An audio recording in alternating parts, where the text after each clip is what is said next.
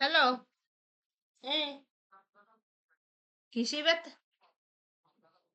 হ্যাঁ, তারপরে ওর পরীক্ষা না, তো কামাই দেয়া যাবে না। কি? এই বাড়ি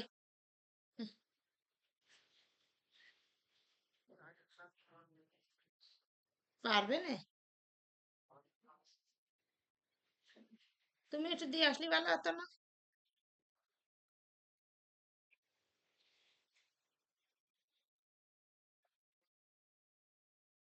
হুম।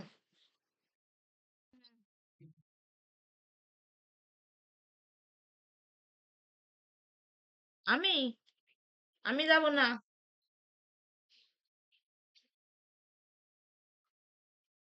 তা আমি পাঠাই দিবানি ওরে। আমার এই অবস্থায় গেলে আমি অসুস্থ হয়ে পড়বানি।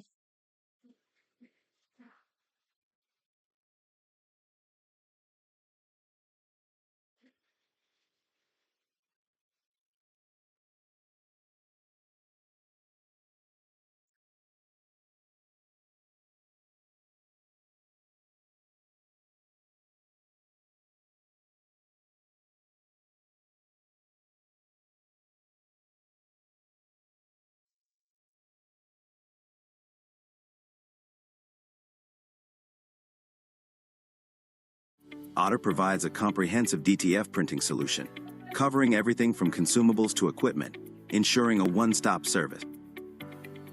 Using করলাম এবং ফরজ নামাজের পরে পাঁচ ওয়াক্ত সালাতের পরে রাসূল আকরাম সাল্লাল্লাহু আলাইহি ওয়াসাল্লাম যে দোয়াগুলো ছিল সেই দোয়াগুলোকে খুব গুরুত্বের সাথে আন্তরিকতার সাথে পড়ার চেষ্টা করব। মাসনুন দোয়াগুলোকে যেভাবে রাসূল করিম সাল্লাল্লাহু আলাইহি ওয়াসাল্লাম পড়েছেন, জিকিরগুলো করেছেন, দোয়াগুলো করেছেন, সেগুলো আমরা করবো ইনশাআল্লাহ বিদিনিল্লাহ। এরপরে বাকি সময়টাতে আমরা যদি বাসা বাড়িতে অবস্থান করি তাহলে সেক্ষেত্রে বাসা বাড়িতে যারা কাজ করছেন তাদের কাজে একটু হেল্প করব, কারণ রাসূল করিম সাল্লাল্লাহু আলাইহি ওয়াসাল্লাম বাসা বাড়িতে মা বোনদের কাজে, স্ত্রীর কাজে তিনি হেল্প করতেন। অতএব আমরাও বাসা বাড়িতে থেকে কাজে হেল্প করব, সেটাও ইবাদত হিসাবে গণ্য হবে ইনশাআল্লাহ বিদিনিল্লাহ। সন্তানরা তাদেরকে নিয়ে বসতে পারি, একটা সময় তাদেরকে নিয়ে একটা হাদিস পাঠ করে আমরা শোনাতে পারি, পারস্পরিকভাবে পর্যালোচনা করতে পারি, তাদেরকে নসিহত করতে পারি, তাদের জীবন গড়ার জন্য তাদেরকে আমরা উপদেশ দিতে পারি এবং বিভিন্ন সাহাবীদের ঘটনাগুলো তাদেরকে পড়ে শোনাতে পারি। জোহরের পরের সময়টা আমরা সেভাবে কাটাতে পারি। এরপরে দুপুরে একটু কায়ুলা করা সুন্নাত, সম্ভব হলে কিছু সময়ের জন্য আমরা একটু রেস্ট করলাম, সেটা খুব সংক্ষিপ্ত হতে পারে, কিন্তু শুইলে একটা সুন্নাহ আমার আদায় হয়ে গেল। এরপর শোয়া থেকে উঠে আমরা আবারও তেলাওয়াত অথবা অন্যান্য বই পুস্তক পড়া সেগুলোতে আমরা লেগে যেতে পারি। আসর নামাজের পরে মাগরিব পর্যন্ত এই সময়টা খুবই গুরুত্বপূর্ণ, কারণ দিনের শুরুতে এবং শেষে তাসবিহ পাঠ করতে বলা হয়েছে। সন্ধ্যার যে জিকিরগুলো কোরআন হাদিসে বর্ণিত হয়েছে, দোয়াগুলো বর্ণিত হয়েছে, সেগুলোকে আমরা আসর থেকে মাগরিব এই সময়টাতে আমরা করতে পারি। এমনকি এক জায়গায় বসে না থেকে আমাদের ইফতারের আয়োজন করতে করতেও আমরা এই দোয়াগুলো পড়ে ফেলতে পারি যদি মুখস্থ থাকে। আর মুখস্থ না থাকলে সকাল তো সন্ধ্যার যে দোয়ার বই আছে সেগুলো দেখে দেখে আমরা দোয়াগুলো পড়ে ফেলতে পারি। পুরো মাস আমরা দেখে দেখে পড়লে ইনশাআল্লাহ দোয়াগুলো আমাদের মুখস্থ হয়ে যাবে আজীবনের জন্য। এবং সবাইকে উৎসাহ দেব যাতে করে দোয়াগুলো সবাই পড়েন। আর সন্ধ্যায় অর্থাৎ দিনের শেষে আল্লাহ সুবহানাহু ওয়া তাআলার তাসবিহ বর্ণনা করা, এটা আল্লাহ সুবহানাহু ওয়া তাআলার কাছে খুবই পছন্দনীয়, বিধায় সেটা আমরা করবো ইনশাআল্লাহ বিদিনিল্লাহ। আর আসরের পরে মাসনুন দোয়া, যে নামাজের পরবর্তী দোয়া, সেটা করতে আমরা অবশ্যই বলবো না। মাগরিবের আজান হয়ে গেলে বা আপনার যখন ইফতারের সময় হবে, ইফতারের সময় হওয়ার সঙ্গে সঙ্গে বিলম্ব না করে ইফতার করব, কারণ ইফতার দ্রুত করা আর সাহরি শেষের দিকে করা এটা সুন্নাহ, এবং নবী আলাইহিস সালাম এটাকে এই জাতির কল্যাণের পূর্ব শর্ত হিসাবে আখ্যায়িত করেছে। বিধায় আমরা সূর্য অস্ত যাওয়ার পর বিলম্ব না করে খুব দ্রুত ইফতার করে ফেলবো ইনশাআল্লাহ বিদিনিল্লাহ। ইফতারিতে অস্বাস্থ্যকর কোনো কিছু খাবো না। খুব বেশি ভাজা পোড়া খাওয়ার অভ্যাস আমাদের দেশে মানুষের, অতিরিক্ত ভাজা পোড়া খাওয়ার ফলে রাতে দাঁড়িয়ে ইবাদত বন্দেগী করা কঠিন হয়ে যায়, তারাবি পড়া কঠিন হয়ে যায়, সুন্দরভাবে কাটানো যায় না। সেজন্য উচিত হবে স্বাস্থ্যসম্মত খাবারগুলো খাওয়া এবং যথাসম্ভব অস্বাস্থ্যকর খাবারগুলোকে পরিহার করা, এবং খেজুর দিয়ে ইফতার করা সুন্নাত, যদি সম্ভব হয় খেজুর দিয়ে ইফতার করব। ইফতারের পরে দোয়া পড়ব, জাহাবাজ জমা অবতাল্লাতিল উরুক ওয়াসাবাতাল আজরু ইনশাআল্লাহ, অর্থাৎ গ্লানি দূর হলো এবং ঘাম শুকিয়ে গেল, ইনশাআল্লাহ আমার বিনিময় আল্লাহর কাছে জমা থাকলো। এ দোয়া আমরা পড়তে পারি। আরও দোয়া রয়েছে। তো ইফতারের দোয়া পড়লাম, ইফতার করলাম, এরপরে আমরা মাগরিবের নামাজ আদায় করবো ইনশাআল্লাহ। মাগরিব নামাজের পরের সময়টা আমরা তারাবিতে যে পারা আজকে তেলাওয়াত করব বা যে অংশ তেলাওয়াত করব সেটার অর্থ ব্যাখ্যা যদি সম্ভব হয় একটু দেখে নিলে ভালো হয়। আর যদি খতম তারাবির সুযোগ না থাকে তাহলে সেক্ষেত্রে অন্তত এই টাইমটাতে মাগরিব থেকে এশা এই টাইমটাতে কোনো অবস্থাতে শোবো না, কারণ আমাদের অনেকের অভ্যাস আছে রমজান মাসে ইফতারের পরে শরীরটা ক্লান্ত হয় আমরা শুয়ে পড়ি। কারণ রাসূল করিম সাল্লাল্লাহু আলাইহি সাল্লাম সম্পর্কে আমাদের আয়েশা বলেছেন, কানান নবী সাল্লাল্লাহু আলাইহি সাল্লাম ইয়াকরাহুন নাওমা ক্বাবলা আয়েশা, এশার আগে ঘুমোতে তিনি অপছন্দ করতেন।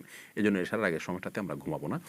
যথাসম্ভব ইবাদত বন্দেগী, সাধারণ কোরআন তেলাওয়াত, তারপরে আপনার ইসলামিক বই পুস্তক পড়া বা ইসলামিক লেকচার শোনা, এগুলোর পেছনে আমরা সময় ব্যয় করব। কোনো অবস্থাতে আমরা এই সময়টাতে অন্তত ঘুমাতে যাব না বা অন্তত শুইতেও যাব না। যাই হোক, এরপরে এশার নামাজ আদায় করে তারাবি নামাজ আদায় করে খুব ধীরস্থিরতার সাথে তারাবি শেষ করব, খুবই আস্তে আস্তে করার চেষ্টা করবো ইনশাআল্লাহ। রাতের খাবারটা এশার আগে খেয়ে ফেলতে বলে ভালো হয়।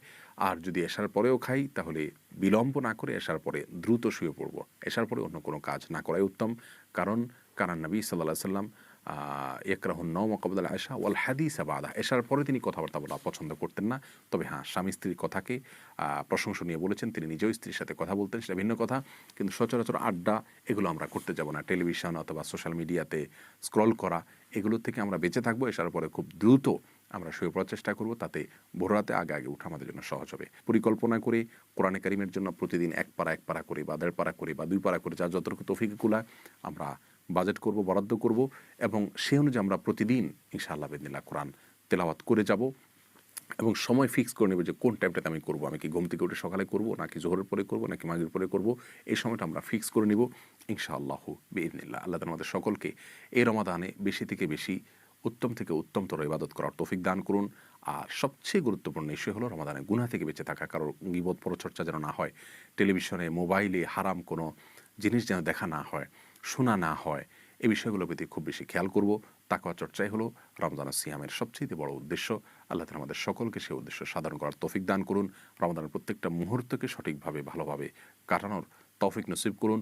মা বোনরা যারা কাজকর্ম করবেন, রান্নাবাড়া করবেন, এর ফাঁকে ফাঁকেও তারা তাসবিহ, তাহলিল, জিকির এগুলো চালু রাখবেন, কারণ বিনা উযুতে তাসবিহ তাহলিল করা যায়, দুরূদ পাঠ করা যায়।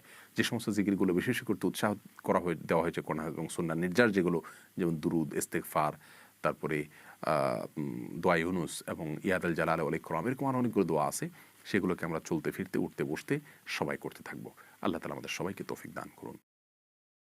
প্রতিদিন 2 বোল নেসলে সেরেগ্রো সোনামণির পুষ্টি চাহিদা পূরণে সহায়তা করে। From Nestle. I am broken. I am flawed. I have made mistakes.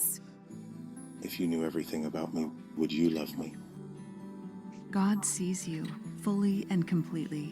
He sees your every tear and struggle, and He still loves you. That's why He sent His Son, Jesus, to show you what unconditional love looks like. Jesus surrendered His life on the cross for you. He defeated death, offering eternal life to those who turn from their missteps, seek forgiveness, and choose to follow Him. Click to chat with an online volunteer to learn. অজুতে আমাদের যে সমস্ত ভুল ত্রুটিগুলো সচরাচর হয়ে থাকে সে বিষয়ে সামান্য কিছু কথা আর্জ করার ইরাদা রাখি। ওয়া মা তাওফীক ইল্লা বিল্লাহ। এই অজুর বিষয়ে আমাদের বেশ কিছু